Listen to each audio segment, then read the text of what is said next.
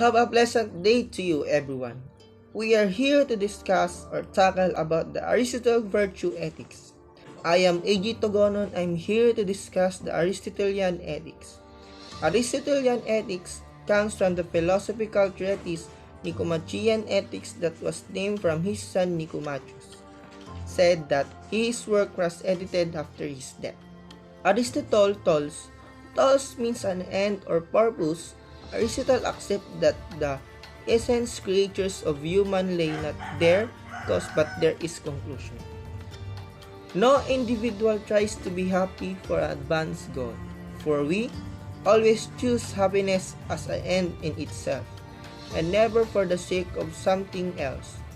Honor, pleasure, and intelligence, and all the virtue we choose partly for themselves. We choose them partly for the sake of happiness. We assume that it's through them that we will happy in order to attain joy. Aristotle accepts that human creatures ought to live in agreement with reason. Typically, it is where work falls for people which makes us particular from plant and animals. Nourishment and development is something man share with plants as well. Moreover, the sense of perception of sensibility is something people have common with animals. Only humans have the special capacity to reason and not for the premise of reason. According to Aristotle, all humans seek happiness. True happiness is tied to the purpose or end goals of human life. The essence of human being that will separate or distinguishes them as species from plants and animals in reason. Reason implied in achieving happiness led to moral virtues, example, courage, temperance, justice, and prudence. And intellectual virtues examples are science, arts, practical wisdom, theoretical wisdom.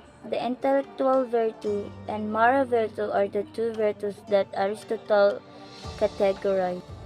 In this context that he writes his work on ethics, Aristotle attempts to describe the nature of good characters and the way which humans who possess practical wisdom determine right and wrong course of action. Therefore, if happiness lies on fulfilling one's nature and function, the key to human happiness is cultivating and changing man's rational faculty, making it prevail over the lower faculties of desire and passion. Aristotle virtues. Happiness consists in the activity of the soul in conformity with virtue. Aristotle's belief that in order to live well, one must develop virtues. He says not in happiness in virtue, but that is virtuous activities. Living well consists in doing something, not just being in a certain state or conditions.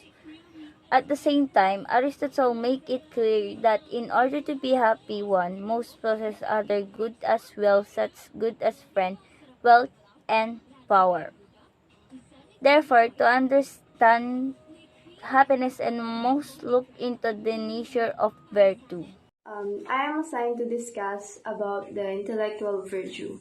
First, what is intellectual virtue? Intellectual virtue is developed through teaching that enables humans to think rationally. So the aim or the goal of this intellectual virtue is the apprehension of truth, so we can think about the different ways in which the mind accesses truth or active truths. So there is 5 intellectual virtues. First one is scientific knowledge, or in Greek word is episteme. It is about knowing things or knowledge of what is necessary and universal. Or it says that more knowledge always better than less. Next is the artistic or technical knowledge, or in Greek word is techne.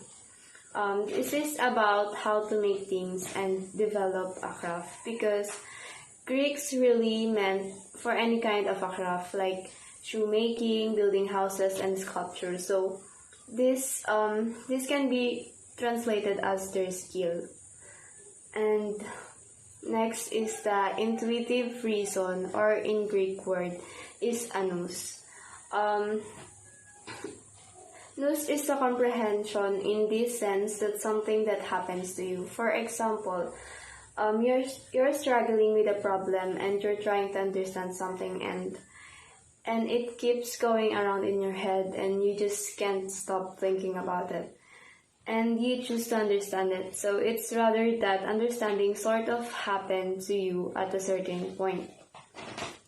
And that's the nous, the intuitive reason. So next is the practical wisdom or phronesis, predating prudence. So this capacity is to act in accordance with the good of humanity.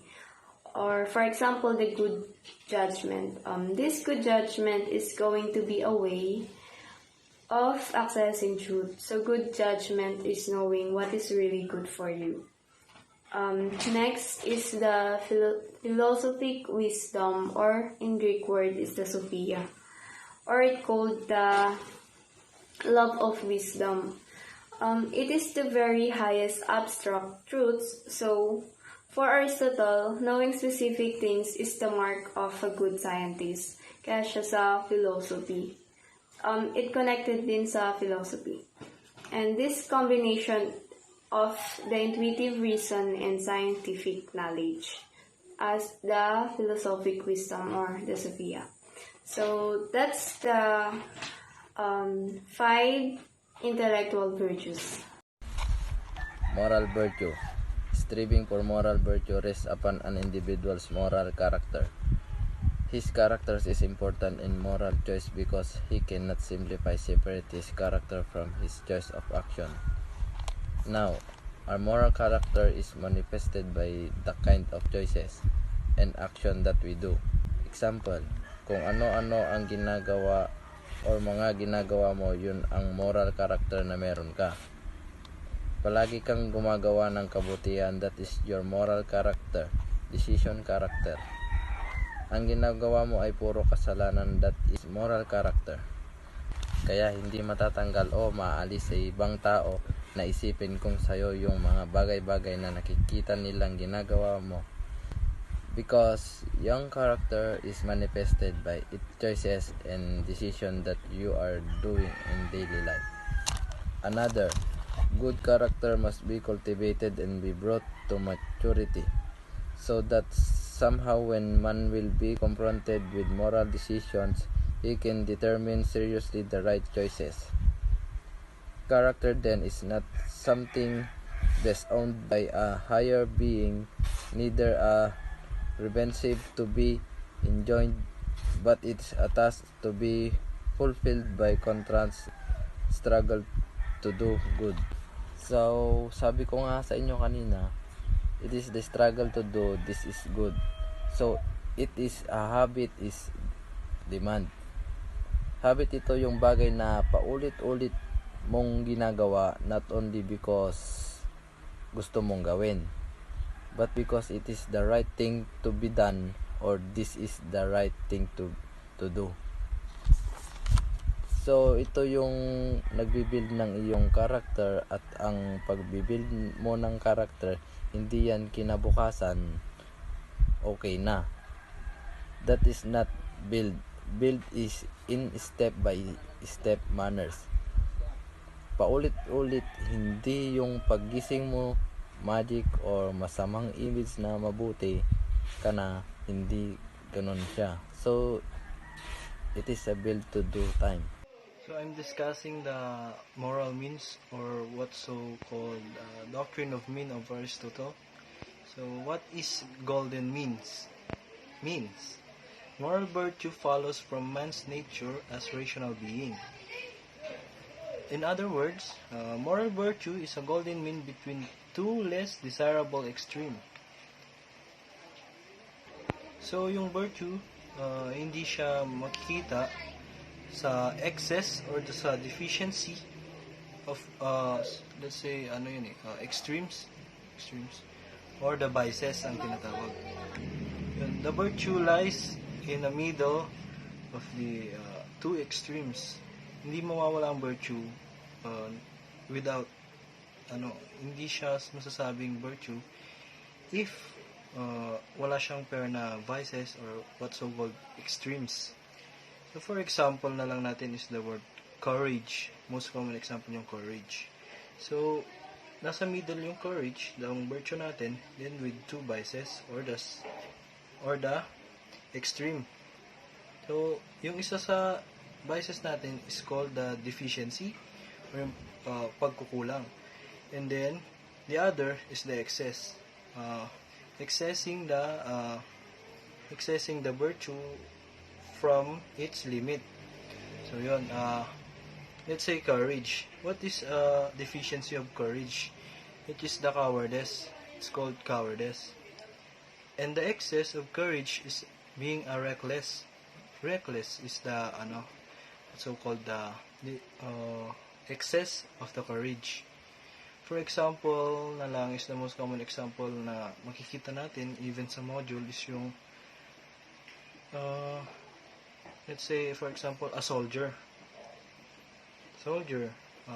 atakihin yung kampo nila, sabi mo na ng a million armies, 1,000 armies na susugod. So, yung virtues niya is courage siya. So, may tapang siya. So, kung nag-excess siya, syempre magiging reckless siya, susugod siya mag-isa. Or kung hindi naman, ang gagawin niya is tatakbo. So, what ang tawag natin doon is yung pagiging coward. So, ano dapat ang gawin niya?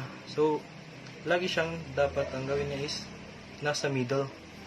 Middle lang siya, being courage, inform all the soldiers na kasama niya na they was going to defend their bases against the attackers.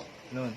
So, Aristotle also mentioned na there are 4 moral virtues, which is the courage, temperance, justice, and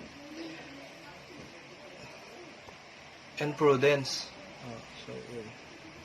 Courage is the golden mean between the cowardice, yun nga sabi ko kanina, and the excess of being reckless. So, yun lang ang simple simple discussion about the golden mean or what is mean for Aristotle, yung sinabi nga niya. I am Ryan Barnechea. Virtue ethics is a moral philosophy that teaches that an action is right if it is an action that is a virtuous person would perform in the same situations. Virtue ethics concentrates in the character of the agent. Virtue ethics is a more interested in what makes a person good, not with what makes an act right.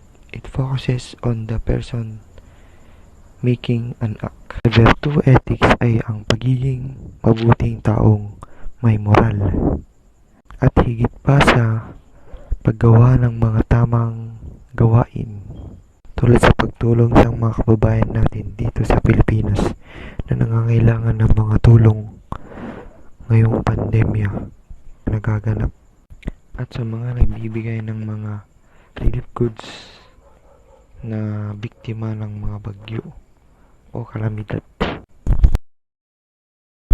Virtue ethics defines a moral person as someone who develops the virtues and unfailingly displays them over time. The ancient Greek list for cardinal virtues that is wisdom, courage, moderation, and justice. And the Christian teaching recommends these virtues: faith, hope, clarity, and love. Other virtues related to humanity: grace, mercy, forgiveness, honor, restraint, reasonableness, and solidarity. I-develop natin katulad sa mga pagpunta natin sa simbahan na may natutunan tayo ng faith, love, at sa mga nabanggit ko kanina na itinuturos ng ating Panginoon at ng ating mga pamilya at sa humanity tulad ng karangalan. Ito ay kung paano tayo humusga sa mga ginagawa ng mga ibang tao o kung paano tayo mampuri at ang kapatawaran o forgiveness. tulad ng pagpapatawad sa Diyos sa lahat ng mga nagawa nating mga kasalanan, at ang mercy o awa